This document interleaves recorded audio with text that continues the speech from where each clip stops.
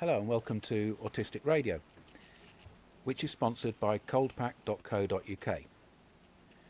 When you use coldpack.co.uk as a practitioner to get your cryotherapy products, or as an end user looking for an ice pack here in the UK, we benefit here, and those monies make sure that Autistic Association and Autistic Radio keep the lights on. We've got Spectrum Voices today with Teresa and Ray. Hi Teresa, are you ready to take the microphone? Hi Jules, thanks very much. Yes, I am. Today's first post is by Autistic Arlo, and we're beginning with an autism poem. Step inside my world and see the magic and wonder that is me. You'll teach me some things, I'll teach you some too. Gestures over words because I have but few. Understanding and empathy is all that I ask, with the many rigid and challenging tasks, like going to bed and staying asleep, because that is when my energy peaks. Naughty, some people would say, when really I'm unique and complex in my own special way. What does everybody think?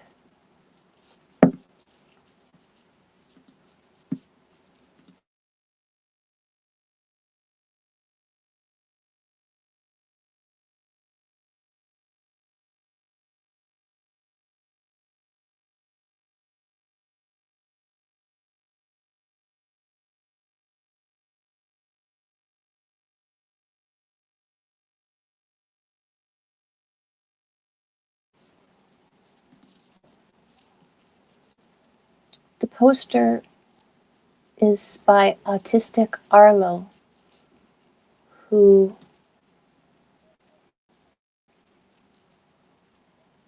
is run by his mom, Isla Holden. And he looks to be a little boy. I'm not sure if he wrote the poem or his mother did, but I found it beautiful.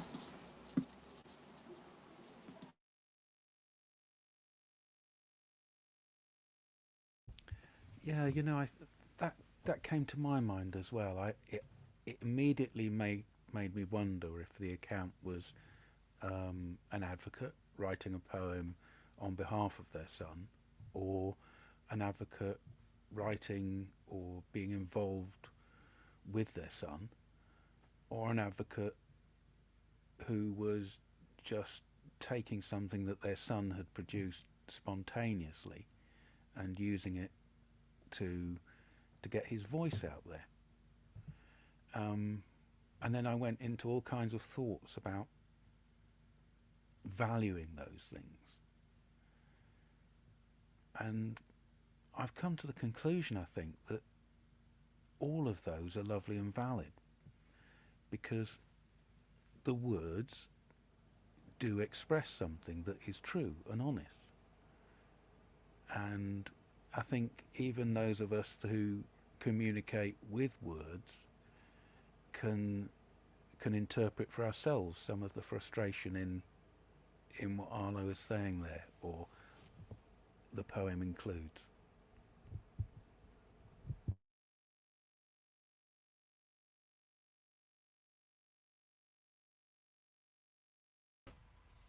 I'm liking the image of the big blanket Arlo's in. It almost at one point looked.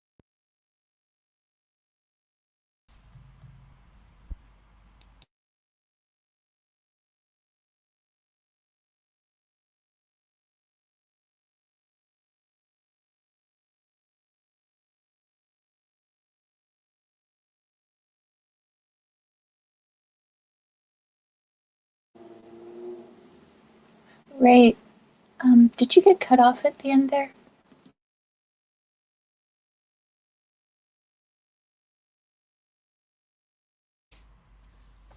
I would have no idea if I got cut off.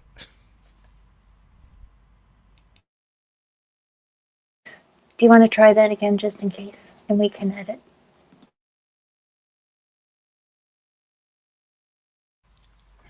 I was saying that I admire Arlo's big blanket in the image, and how at one point I thought the brownness of it was turning into some form of shiny leather, like he was in a big bear skin.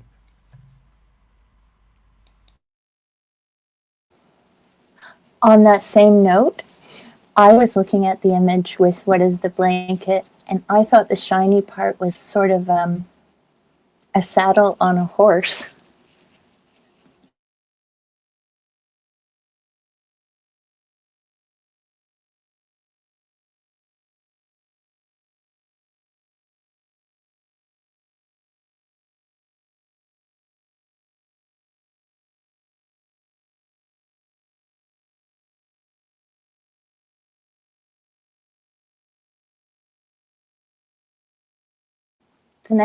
Moving on to the next post. This one is posted by Fidgets and Fries. And it's a section by the writer Tiffany Hammond. A series of what appears to be slides. The series is "To the Parent I Was Who Tried to Fix Everything." And a quote, "Mama, you can't hold that. It isn't yours." Each one of these says, by Tiffany Hammond, "To the parent I was who tried to fix everything." Society puts its foot on your neck and made you believe that children are problems to solve and not people to know. Why aren't you acknowledging the growth you had? You broke the chain yourself.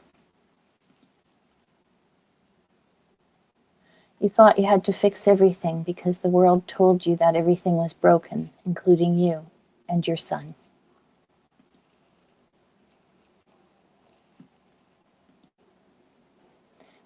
These are all slides by the same writer, Tiffany Hammond, and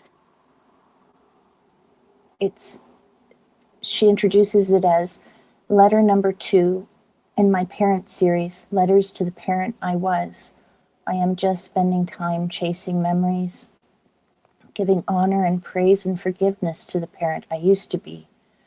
I think I hit this stage in my life where looking back feels mandatory. And if I ain't got a choice in the matter, I might as well make something out of it. And this appears to be from Tiffany's Substack with the same name, Fidgets and Fries. What do you think?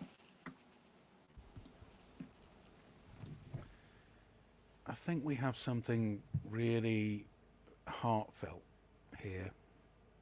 We have an autism mum who is using hindsight to give herself both kindness for how she first approached parenting an autistic child, um, also acknowledging some things that she would change, um, and then passing that back to other um, parents of autistic children and supporting them, trying to defend them against some of the negatives that attach to them from society that then comes down to their children. It seems to me that we have something that we need to build, and that's a bridge between the non-autistic and autism mum advocates who work on behalf of their children and the community out there that have built some self-knowledge about their own autism, perhaps people at our end of the scale, this age group, the elder age group. What I identify in this is that this person is recognizing that how they thought about autism needs addressing, and I feel as though autistic people themselves might be one of the resources for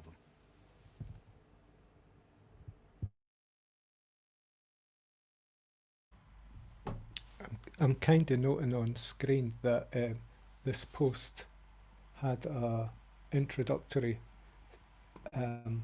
statement, and I don't know if it was actually read, but it says the world will make an actor out of you, have you thinking that motherhood is a performance and repair work is a function of that performance.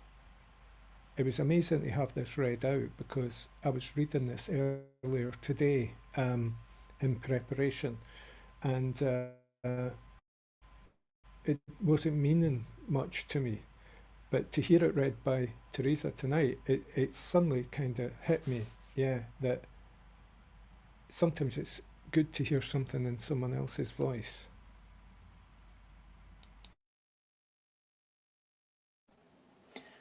Right as you read that out, Ray, I was rereading that. I don't remember reading it out loud because I was just marveling at this whole thing. So I don't know what age this mom is, but it seems to be a reflection on,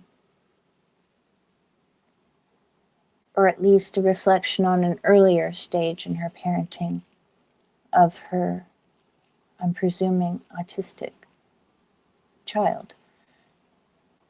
And some of us have the experience of being both, parenting a neurodivergent child and being a neurodivergent person.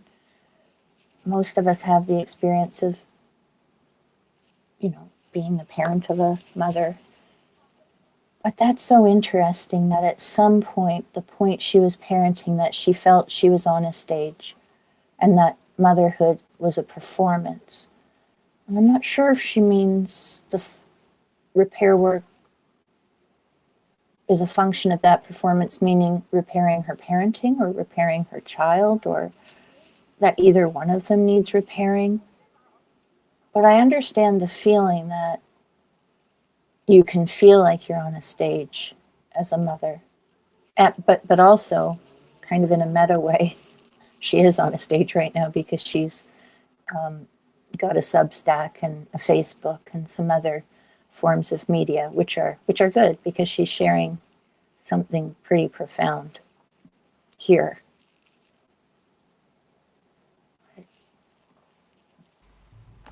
I also love the potted description she has of herself, where she says, there is a story in here somewhere.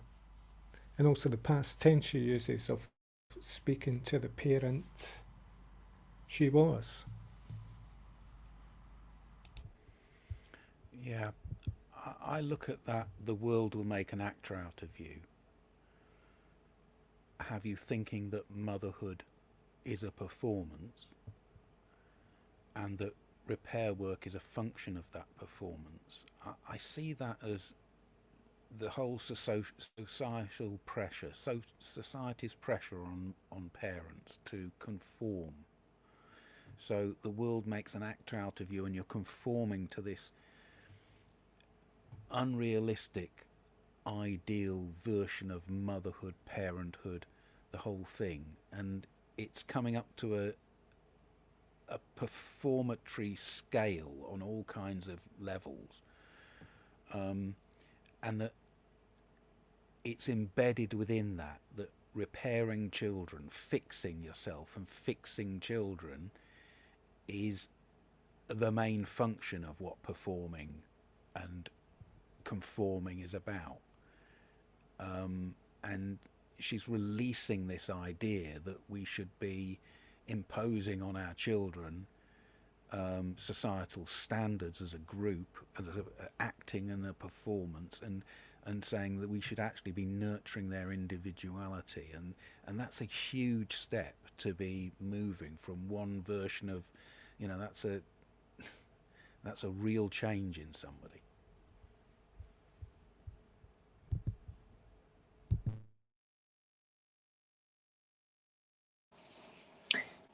I'm getting the sense, having only been introduced to her here, that I'd like to read more. And I think I will. Moving on to the next post.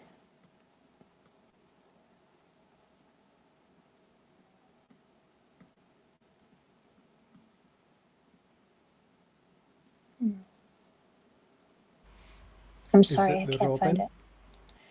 No, for some reason it isn't. I'm trying to find the robin. Hang on.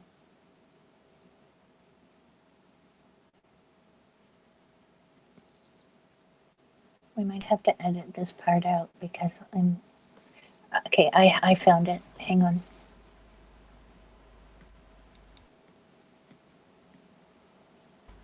Can you Yes. see the screen I'm sharing? I sure can. Okay.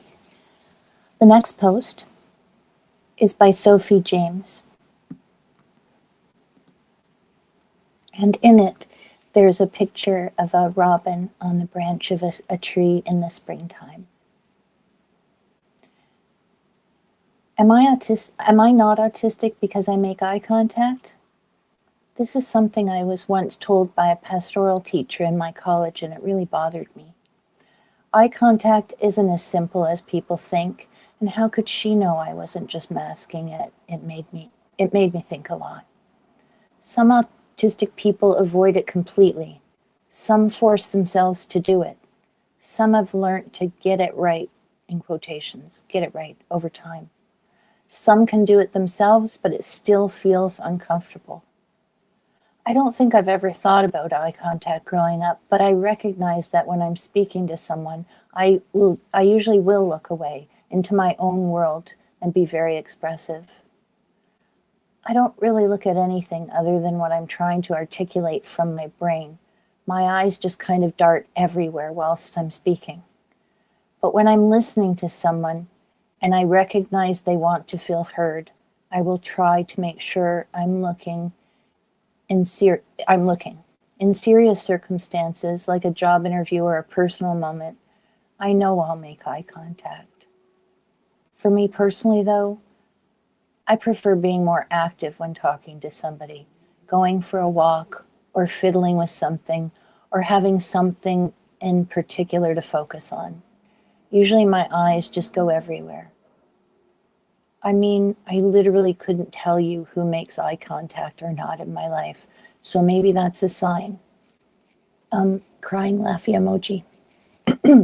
I don't know how I look at people from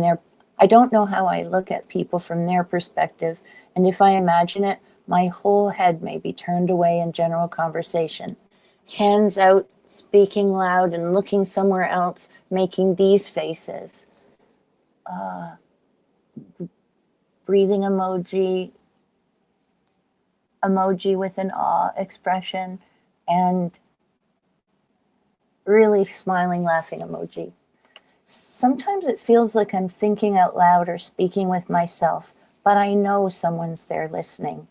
I know when I should look because it can be important, but it doesn't mean it feels natural or easy.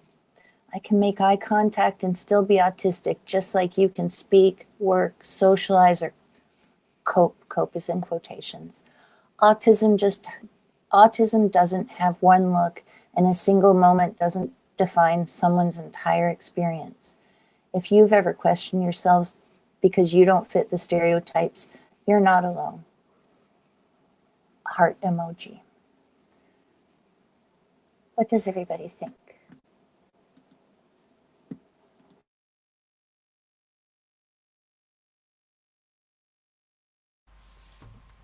I'm thinking it's quite odd if you... Sorry about this. It's quite odd if you notice yourself avoiding eye contact, because I think to a large extent it may be subconscious. Are we truly aware of it? I do recall when I was getting my diagnosis and I was sitting in an interview, I was asked the question about, do I make eye contact? And I thought I was making eye contact, but apparently I was all over the place. I was staring out the window, I was looking at my feet, I was looking at my fingers. But I don't think that's a confession that, I don't make eye contact. I'm okay in a sense with eye contact, although I do know that it can feel uncomfortable. I think that's a general thing for most people. I was discussing this with a friend last week about, sometimes if you... how do I express this? If you have a potential romantic situation looming, the eye contact can get intense. And if this potential situation could be troublesome for one reason or another, it may be worth your while just not maintaining that eye contact, because in a sense it can actively encourage feelings and other things. But that's just a wee sideline to this general post, which was groovy with all its emojis.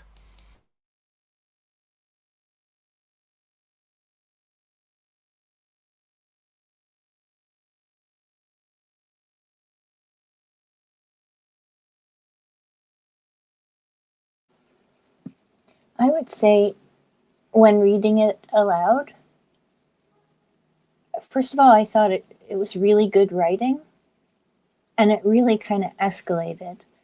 Or maybe I was really identifying with it, because it seemed to build steam. And then when it was building a lot of steam, the emojis were like these nice little, I think they were like little eye contact icebreakers or something.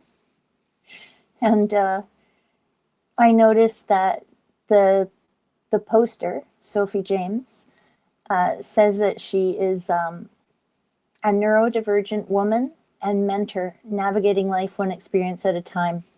And I think from this single post that I know of hers, she's doing a good job of it, because I do feel the way she does about eye contact. I am always aware when I'm doing it, not doing it. Anybody who knows me very well knows that I can only think while I'm not looking, and I often only can think while I'm taking notes or scribbling. I think there's this thing for some people that she expressed really well. It might not be the same for everybody, but she really covered the range of this eye contact thing.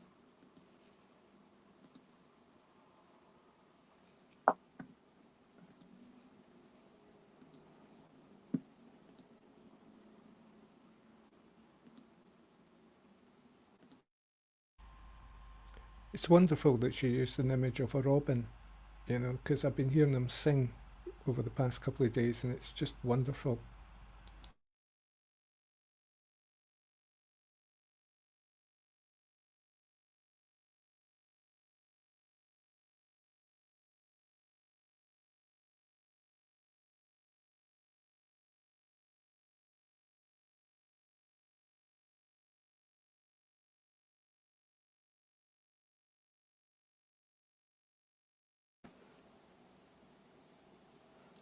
Well, thanks to Sophie, maybe we'll hear more from her. Shall we move on to the next post?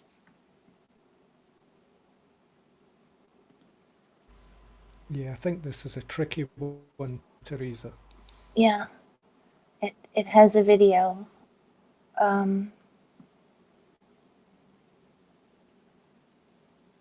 Maybe move to the next one. I'm not sure how that would go.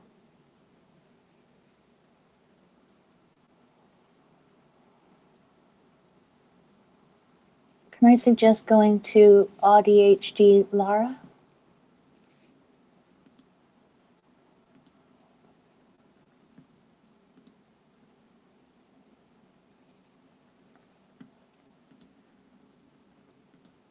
So the next post is by ADHD Lara. It shows two photographs in a backyard with a pile of snow around a very tall evergreen tree.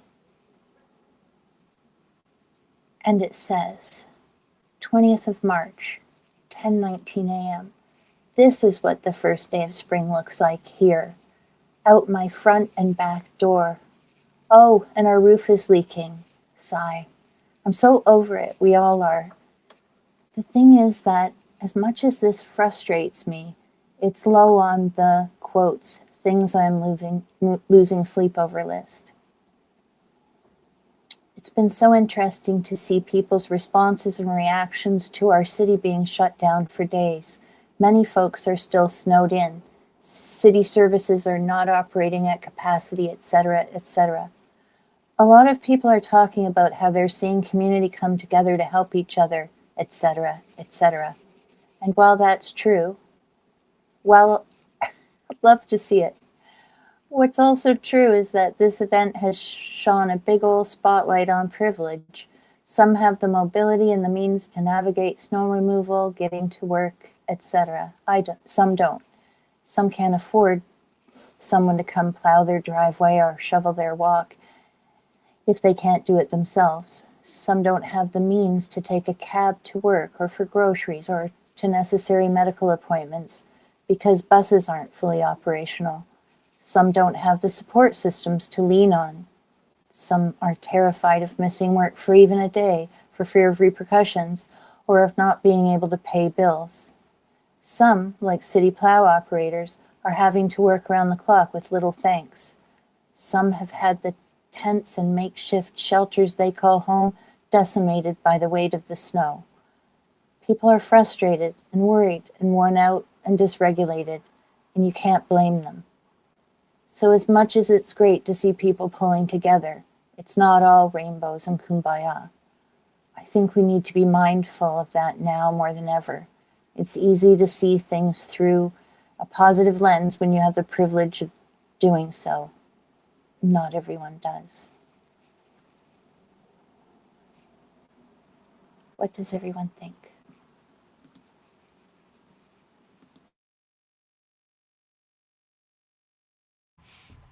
I'm taken with the empathy of that post, the fact that the poster's thinking about others who would be suffering from these conditions and situations.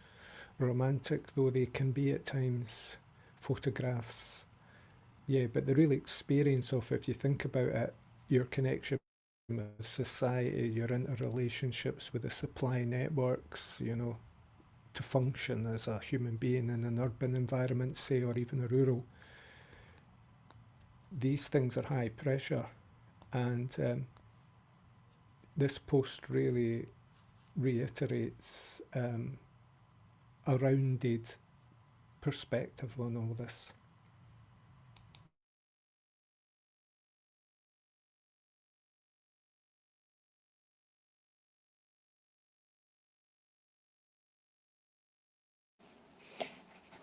As I was reading it, and because I'm in Canada, I couldn't help wonder where she was. I knew it wasn't exactly where I am, but I suspected that it was in northern Ontario or northern Michigan. I went and tried to find out in the About page for ADHD Lara, but I couldn't find it in the short term. But I don't think it's essential to know. I think your point, Ray, is a very good one about her empathy.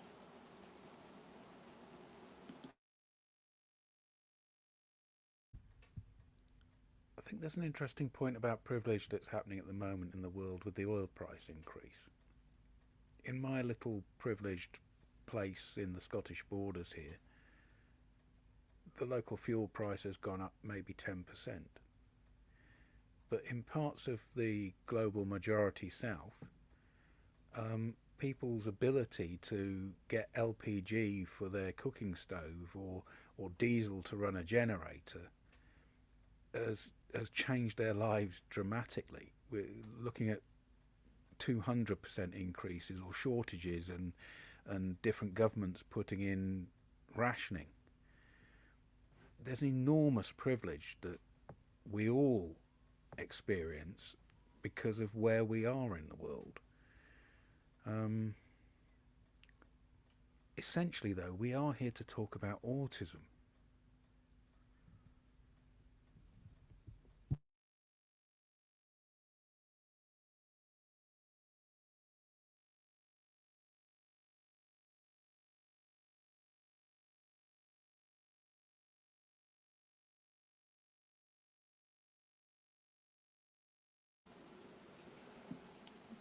Just before moving on to the next post, I think I'll just say that neurodivergent Laura, who posted that, is a late diagnosed ADHD, autistic plus ADHD, and all the things.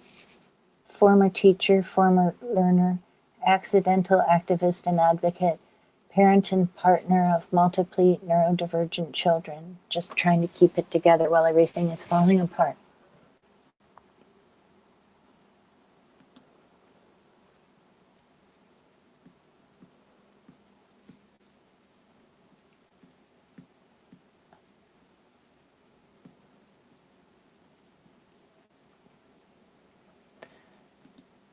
And for the next post,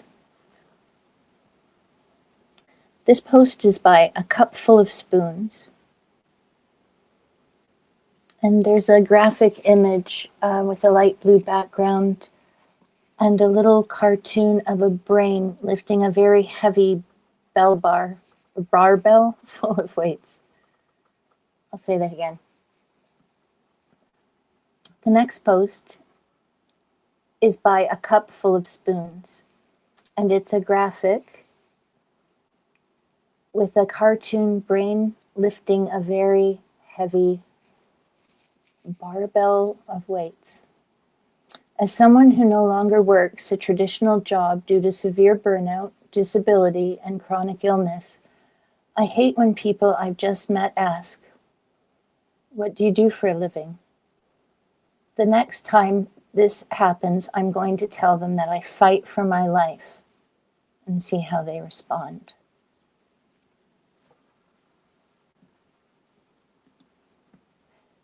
What are your thoughts?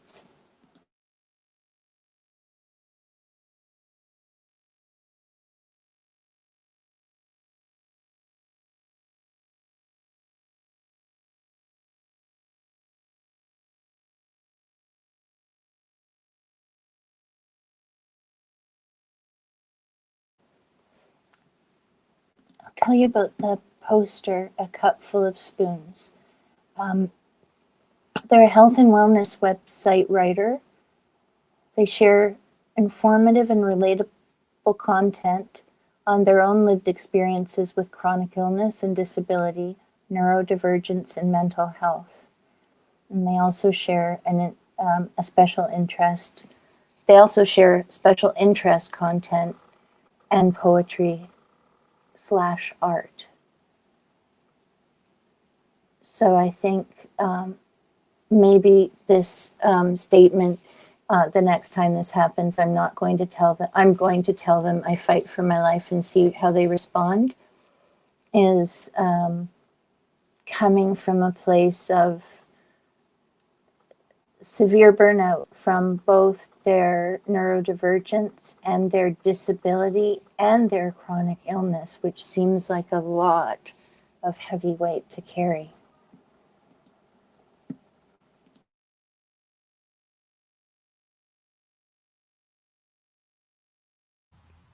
Yeah, it's like the question, what do you do for a living? We've discussed this before here. It's come up in most of our lives as, a way of defining people.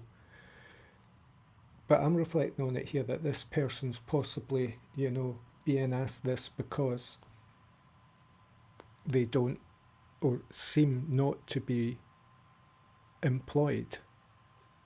Because that's often when folk will ask you this question. It's like, you seem to have a lot of spare time on your hands.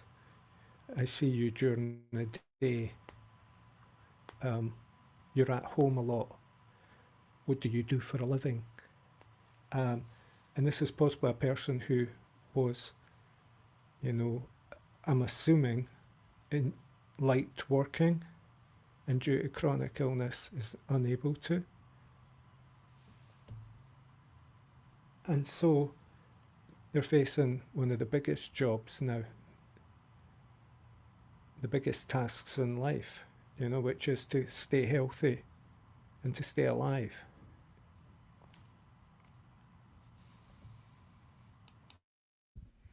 That's a really beautiful way of putting it there, Ray. That our task is to stay healthy and to stay alive. in the post, it's drenched in shame. It's drenched in this feeling, this societal shame that so often we as autistic people share and experience. It's an epidemic, and it rears its head here in the employment idea that you feel judged even if people are not judging you, and the way that question is framed, what do you do for a living, like how do you contribute to the budget, the breadwinner idea, these kind of concepts that really are negative for us, when the reality is that the most important thing is looking after oneself in the here and now, right now, making sure that there's a health in that brain, as you say there, Ray. So we need to send out a message to say we do not need to feel this shame. We can move away from it. We need to find ways to deflect it away.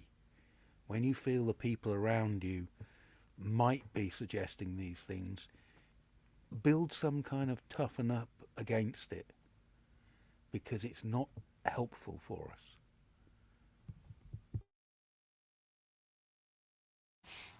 You can also see how easy it would be to mask in this situation, like adopt an identity to deflect people's probing.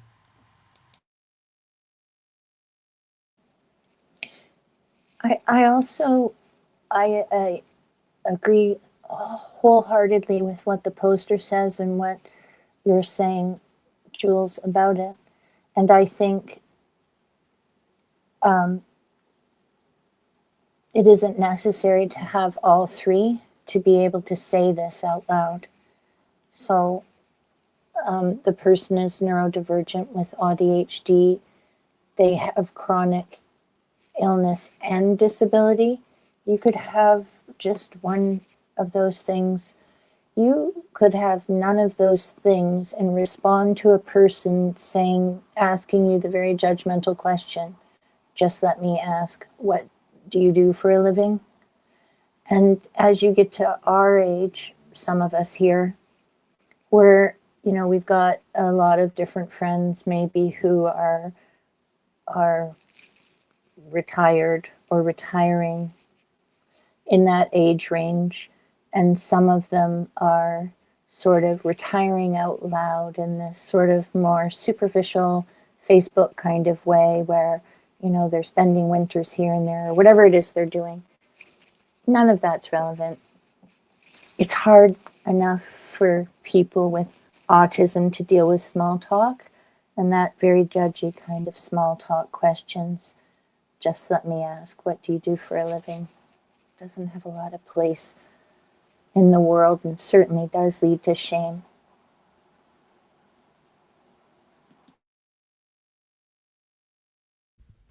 Here's a problem though, Teresa, and myself, answering myself earlier.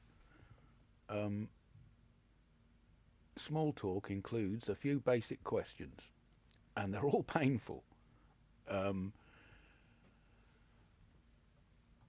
Simple ways of classifying people as to who they are.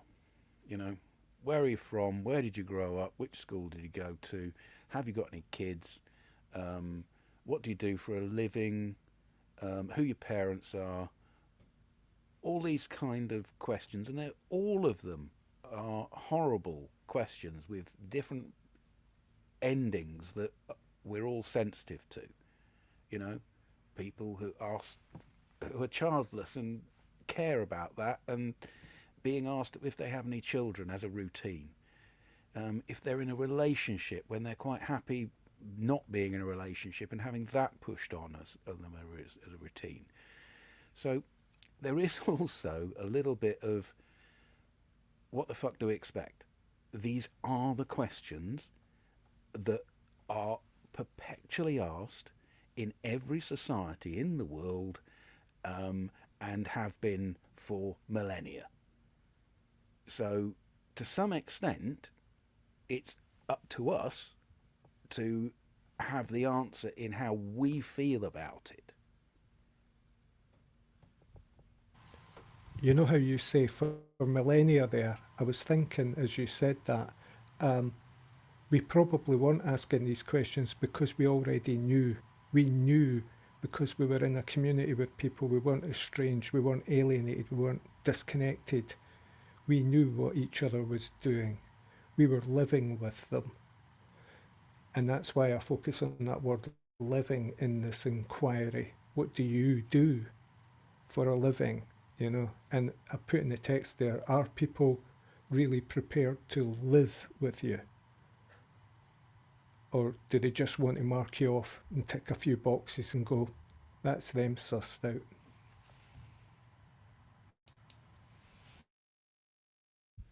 You know, though, I fully agree with the sentiment that underlies your words there, Ray.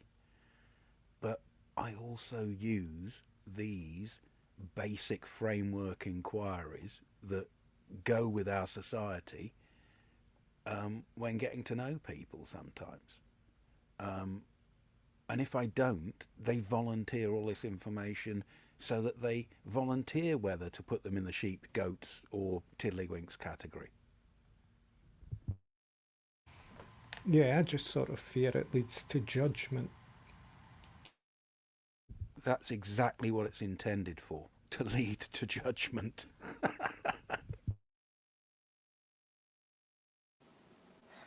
And probably half of us are judgmental and we're judging ourselves. Because the word judgmental on its own is not a bad word. It's just a way of feeling your way through anything. Like a scientist has to be judging whatever experiment they're working on. I know for sure I'm a judgmental person. I'm not judging other people. I'm just judging the world around me and even myself. Maybe there's another word then, like pigeonholing or categorizing. Yeah, I know the word judge. I know I'm splitting hairs, which is what I do with small talk. So maybe I'm just a bit triggered. I think it's important to make that distinction between judgment as a judgment of level and judgment as making decisions about something, and getting some ideas. Um, but judgment isn't a final thing. Judgment is a series of judgments. It's something that leads you towards something. But to be judgmental is to jump on something quite quickly and make a bigoted decision. So there is a difference. But here there's an internalized judgment, an internalized negative judgment.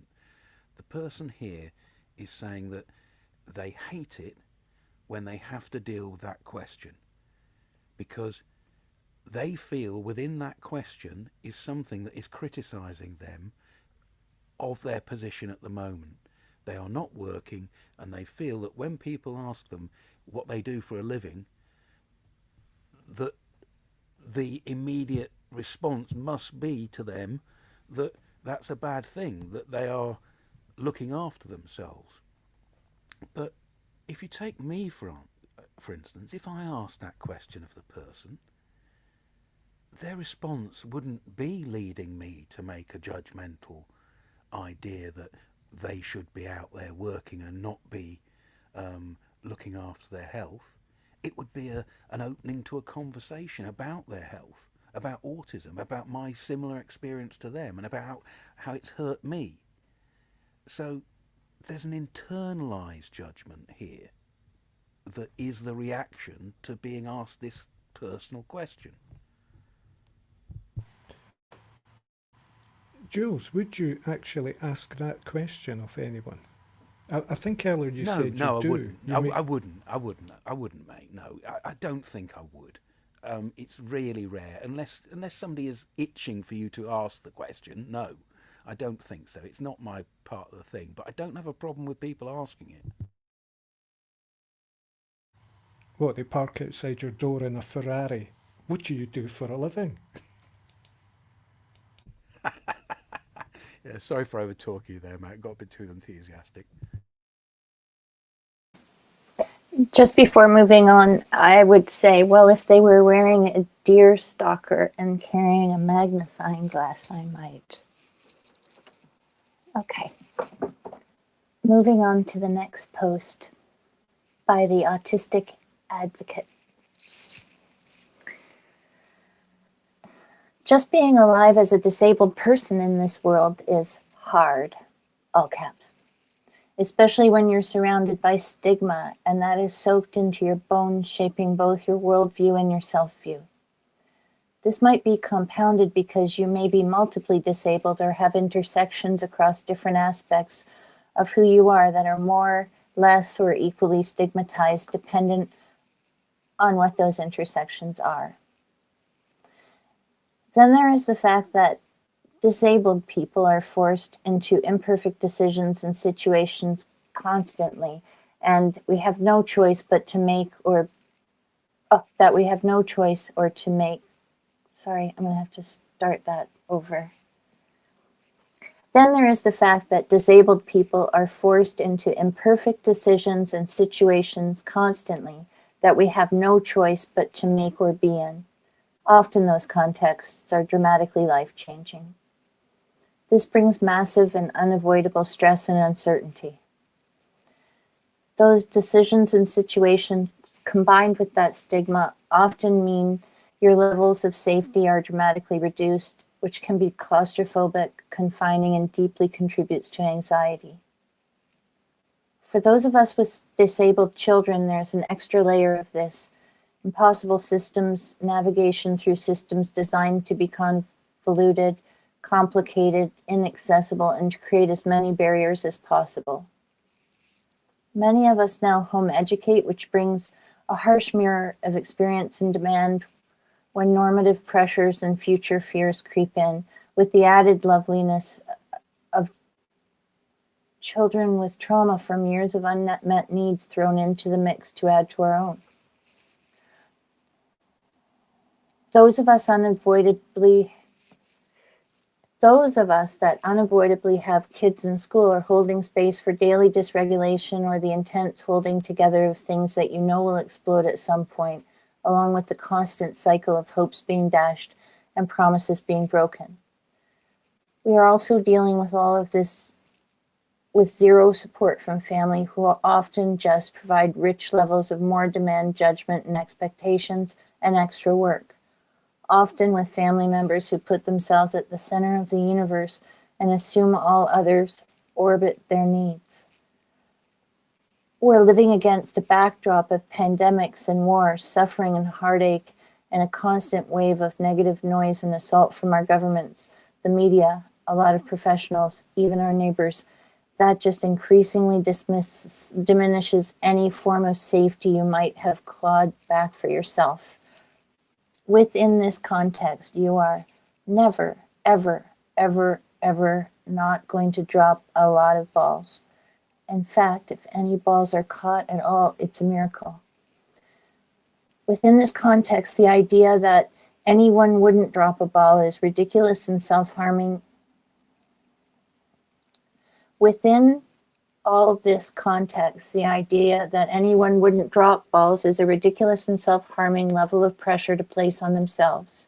It's literally unachievable. Hey. We don't have to do the whole of this in one thing. Yes, I don't, sorry. I'm almost at the end, but I don't think I can. You're right. So my apologies. That edit point you've got there is it's literally unachievable. Let's work on it from there. What do we think about that? Hang on.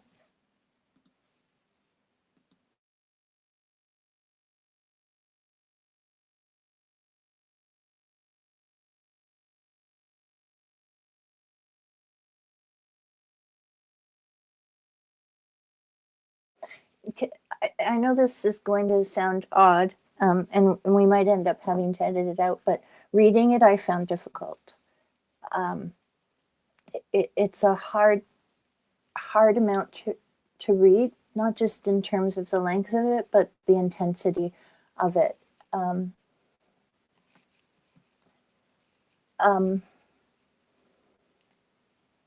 It made me realize something, though, that if I get this worked up, and I do,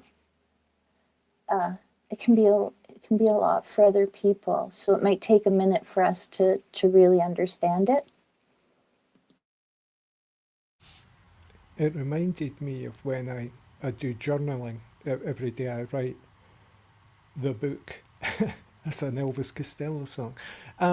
Yeah, every day I write in my journal, and sometimes if I'm passionate about something, I really feel I've got something I need to get off my chest, I'll write and write and write, and I won't edit it. And what happens is I'll very quickly realise that I'm saying the same thing again. I'm not really going to get any further in communicating this sentiment or feeling or expression. I've done it, but I keep continuing, I keep trying because I keep feeling there's something more to say. And sometimes we have to edit a little bit, and you know, maybe we're also a bit tired too today, so a lengthy post can be a wee bit TLDR, as they say in the parlance, and we switch off a little bit. Our energy isn't quite up for it.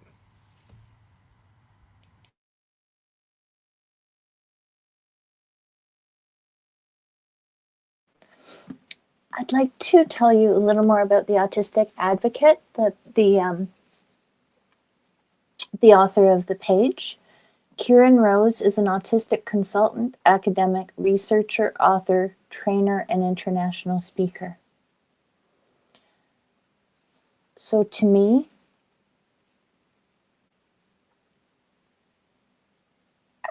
I would say that they're really trying to express something in as no, I'm lost. We're gonna have to edit that out. Yeah, don't you do? That's fine. Teresa, I would say that this is typical Kieran Rose, because where Kieran Rose is best is in front of an audience, being an orator, and where he's most effective is where that passion comes through.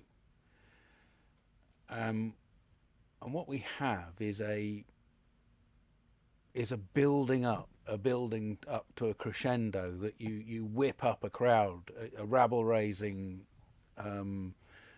It's repetitive and it builds on a theme, and it builds to say how more and more these things layering upon each other, these looking after autistic kids, being autistic yourself, all these things layering on, and then the release at the end of it is when he says that we should stop berating ourselves and stop the inner voice criticizing ourselves. So I think perhaps what really needed to be done is the piece needed to be adapted to the format. But as people are saying in the text, it is a thoughtful piece. And it kind of goes with what we've talked about earlier about the shame that we put upon ourselves, the internalization of things. And internalized ableism is what people put as a phrase to go with this.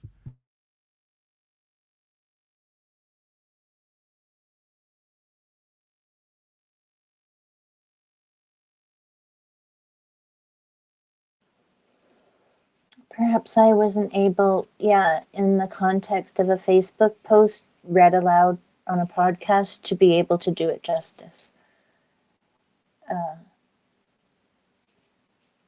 I'd like to go back and read it, and perhaps if this makes it into the edit, a listener might like to go back and read it with that in mind. The next post is highly visual. It's by, oops.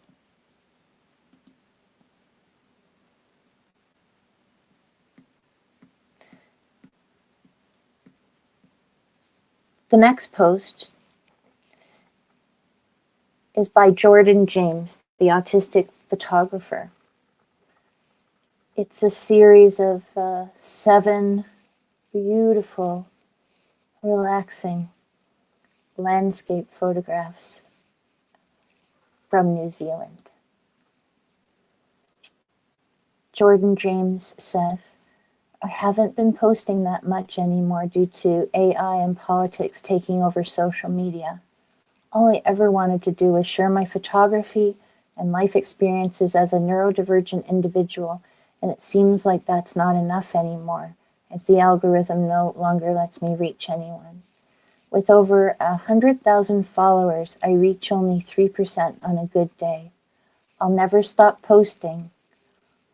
Often it's a release to help my mental health, but it's just so sad that not all people that love my art get to see it. Hashtag top fans. And the photographs are absolutely stunning. Lots of water, mountains. Yeah, just something. And I think if you don't follow Jordan James, the autistic photographer, you should try just to visit his page, since you might not be being reached in the algorithms, as he has pointed out. He or she. Thoughts?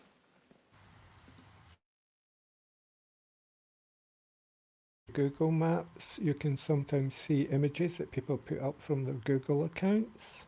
So this idea of reaching people with your art, your photography, and the algorithm, I think we've been playing these games for a while now with the internet and social media.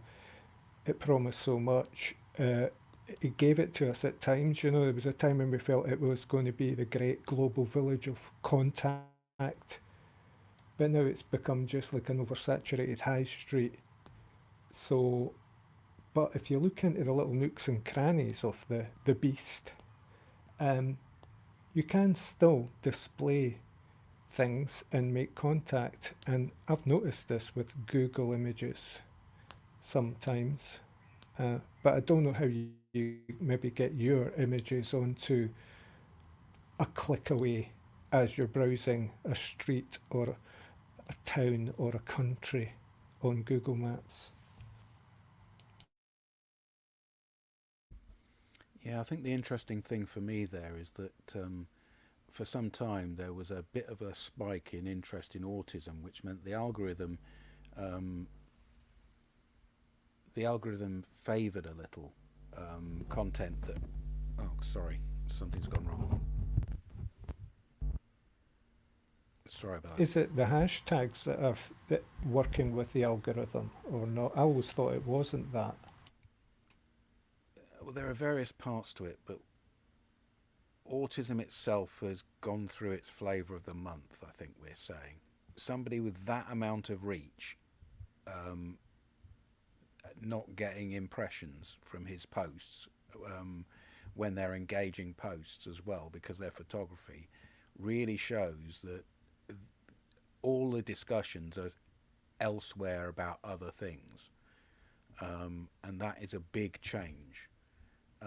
You cannot use autism or autistic to get yourself attention on the internet, particularly. People have to find niches. Yeah, I'd agree with that. I think we're back to that word judgment again. What is the judgment that creates visibility or attention or being seen?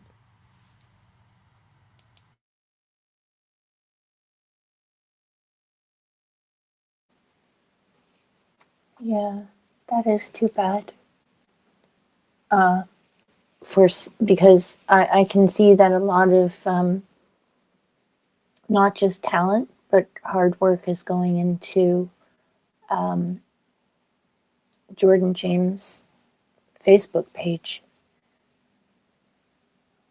So hopefully his followers realize they haven't seen him in a while and seek him out on whatever platform he's on.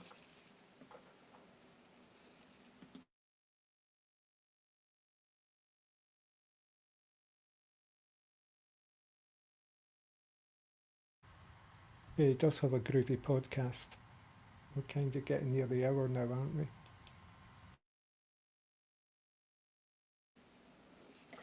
Yes. I'd like to thank Harry for giving me the opportunity to read these posts, and to everybody here for tolerating my reading of them today. Harry will be back next week for the 555 and Harry's Facebook.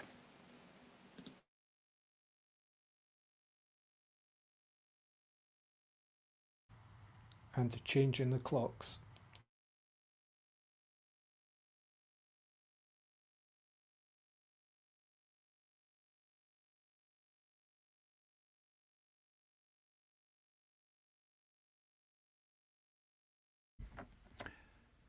Thank you, Teresa. Thank you, Ray, for sitting in for Harry while he was away this weekend. And I'm sure he's going to be absolutely delighted to read the discussions and comments. We'll be back with a 555 and Harry next week. Cheers now.